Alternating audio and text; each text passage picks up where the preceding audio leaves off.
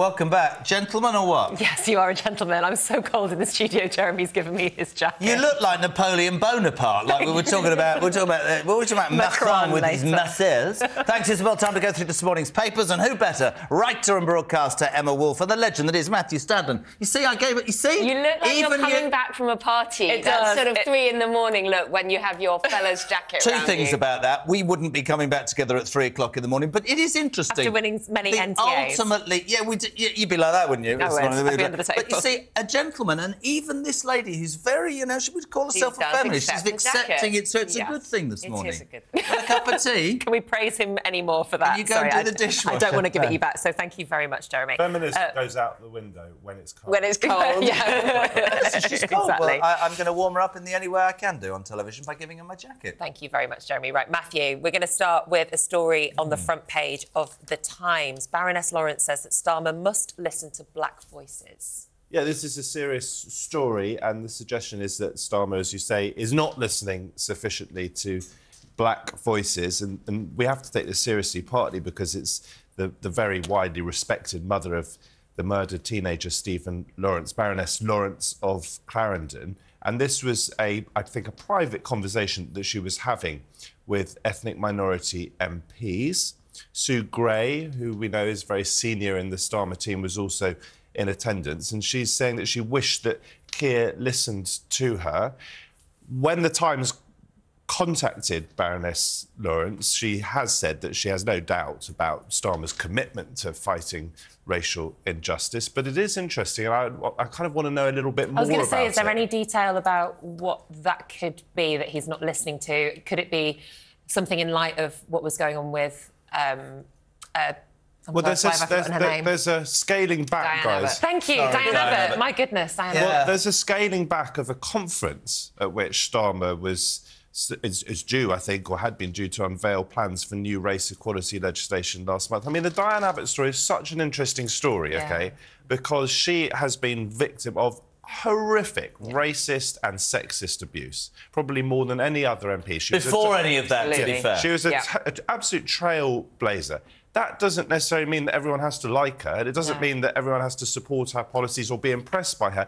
And, of course, she did write that thing for which she apologised, in which she suggested that Jewish people don't experience the sort of racism that black people or perhaps people of colour experience. Try telling that to the Jewish people. Well, indeed, and also it was particularly bad for me because she said that Jewish people kind of experience prejudice in the way that ginger-haired people might experience, and I'm half Jewish and ginger, so she sort of got me with both barrels. But the point being that she wrote this letter over 11 months ago now. There still hasn't been a conclusion to the investigation. Why is the process? Can I look why has it taken so long? Can I just say about the bigger picture? And this is not cheap. Can I repeat? Sir Keir Starmer in tonight, 8 o'clock, being interviewed by Harry Cole. Brand new show.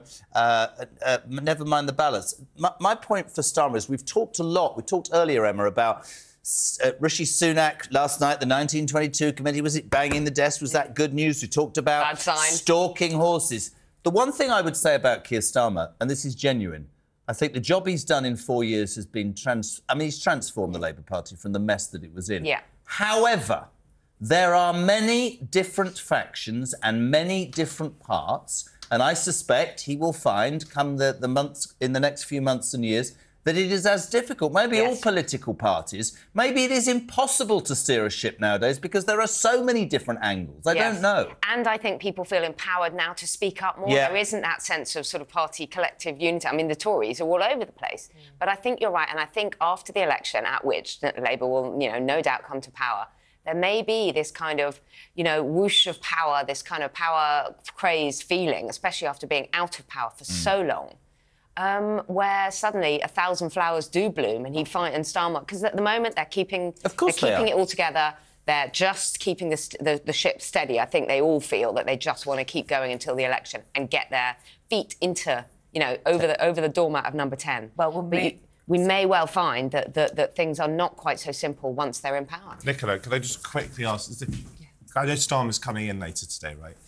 Have we had a British government over the last 40 years that has not been supported ahead of the election by the Sun newspaper? Wouldn't it be fascinating if the Sun and Murdoch does not row in behind Starmer? Will that change? Did the Sun, unless I'm missing the point, and somebody can give me this, so forgive me if I'm wrong, Did the Sun not in 1997 fall behind Tony Blair? That's my point. That's my point. So I think for the last 40 years, the Sun has backed the winner. And will the Sun? Well, I think what Harry Cole's doing. I think what Harry Cole is doing tonight, and I can't speak for him, is doing something that needs to be done, which is putting Sun viewers' questions to Sir Keir Starmer, because yes, he's been transformative, and yes, he's done a great job, but there is absolutely no doubt there are huge numbers of people, Matt, across the United Kingdom who are steeped in a mistrust of the Labour Party, who need convincing in terms of the fiscal responsibility and all those things, and that's what Harry will do. And fair play to Starmer, he's coming in. And I think that's a great thing for... I'm not even talking about the broadcaster. I think that's what British people need to know, because the next government will probably be Labour. I don't want that to be on default because of how bad the Tories are. I want to be able to say to him, you talked about non-dom. How are you paying for the NHS? How are you paying for the army? Come on, let's have some meat on the bone. I think we'll all agree in this studio that I think we probably think the Labour are going to win the election, but not because there's been a massive swell of excitement or inspiration. Absolutely. In Starmer's direction. I would just say this, there is an important difference. You talked about Starmer changing the Labour Party. There is an important difference between Corbyn and Starmer. Someone like me, broadly speaking, wants to have a Labour government, but I'm quite prepared to criticise Starmer. I'm not a cultist, whereas the difference with Corbyn is that so many people who just really loved him, right or wrong. Almost whatever he said, Jeremy Corbyn. Matt, I just said, they haven't disappeared. They will... They're when Rachel Reeves is going, let's go back to 1979, you think momentum's disappeared? It hasn't. But listen, let's move on, because we could talk about that all day. And also, Jeremy's bitter because Keir Starmer will be using his dressing room. So I'm going to give you your jacket back. Thank you so much. I'm really hot now. I don't want it back. I feel warmer now. Thank you so much, Jeremy. But we will be talking... Nice. Shall I put your jacket on? Speaking of being a gentleman, let's move on to the Garrick Club. Yeah. Because the head of the civil service, Simon Case, and MI6 chief Richard Moore have resigned their membership from the Garrick Club. Can you tell us why? Yeah, well, they've resigned because of criticism that it's an all-gentlemen's club. It's 193 years old. The Garrick is an absolute, it's an establishment, it's an institution. King Charles is a member. Jacob Rees-Mogg is a member. Michael Gove is Jeremy Kyle is a member. Many MPs, many lords, Look at his face. Many lawyers, many top judges are members. And guess what? This is no longer allowed. You can't be a member of an all-male club, so let's all resign. This is pathetic. We have women-only clubs. We have many women-only spaces. What is wrong with having a gentleman's club? It's a lovely place to go. You can go and have lunch with members. If you're a lady, you can go into the, I can't remember what they call it, but it's lovely. Ladies' room. Kitchen. Yeah, ladies' room. Kitchen. Yeah, the kitchen. My goodness. We can sit in the lobby. I haven't said a word. Fed up with all this. What do you mean? We have to be... No, Nicola, we have to be apologetic about everything now. And, of course, they were going to resign. They had claimed, I think Richard Moore had claimed that he was staying on. He had tried to resign, and they said, no, we'll reform. And then he said he was staying on to try and reform from the inside. He was going to try and campaign to make it women's club, inclusive. And the interesting thing about this is, because I'm with you, I think it's really good. I don't think there's anything wrong in theory with allowing male spaces and women's spaces to celebrate the differences between the sexes or genders. But in this case, it is a club that is full of the most powerful men, where no doubt so many business deals, political agreements are made at the Garrick Club. And to stop women from being a part of that conversation, I think, is really quite unfair. And it's not a men's club that is dedicated to just kind of men's activities. It's stopping women from being part of the conversation. It is, but women should... OK, let's go and have our own clubs where we do powerful things. Of course, we don't have the same number of women in power. Are there women only clubs?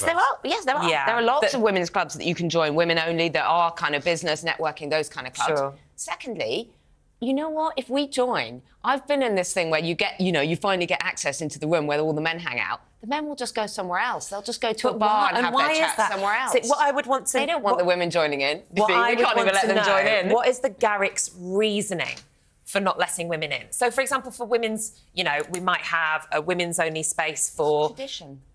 It's purely tradition. So I was at the last women's-only college at Oxford University, and after I left, St Hilda's College, and after I left, they voted. Do you remember? They voted to admit men, and I just think that's a real shame. There was one space left that was women only. Can I jump in? Yeah. Let's move on to Macron. We've only got 1 minute. I think it was a very interesting debate between the two of you. Emma, no, we've literally got a minute, and he wants to do... I'm not going to say Can we be sexist? You dig your hole. No, he said, can we move on? Muscly Macron. Dig your way out. Have what? What more can you say? And she thinks it'd that, be you think interesting that. as a member to hear you defend the Garrett Club. I mean, I agree with you, but... I'm not really a member. I was joking. Oh, you're joking. I agree. I agree that I don't know how I feel about it. I talked yesterday about the golf courses in Scotland, how they finally let women in, which is absolutely right. Yeah. I think you can argue for men's spaces and women's spaces. I think the world's changed. I'll tell you what I don't like. This is interesting. The Garrett Club isn't it. If they so fervently... Do you know what I hate about people like Simon Case and Richard Moore? That they've just bowed and got away to leave. We want to look good. That's what I feel sad. Part of it, you stick up for it. That we hollow out all our traditions, that we apologise for everything that we stand for. The Garrick is part of our sort of long literary, cultural, historical, but that means political tradition. But tradition means it's a bit so of we don't have that anymore. I just have one say on this. I think it's a bit of a rubbish tradition. I'm not sure it should be banned. I feel a bit uncomfortable about two such senior people as Simon Case and Richard Moore. The King is a member. Right, it's a bit weird. It's just a bit weird. But I am a member of the MCC, right, Lords. And when I Men's Cricket Club, when I was signed up at 16, it was, I think, still men. If it was still men only, I would feel really weird and awkward about it. It's not, and it's much better for it. I applaud Simon Case. I've been told off now. We can't do Macron. I applaud Simon Case and Richard Moore for doing this because if more men drop out, then maybe the Garrick will reconsider. Are they doing it out of principle or are they doing it to bow to public pressure? That's all I would say. Who cares? Why didn't they do it before? The public pressure is principled. So to me, it's one and the same thing. Well, we can't do Macron despite the fact he looked amazing. Looking ahead to later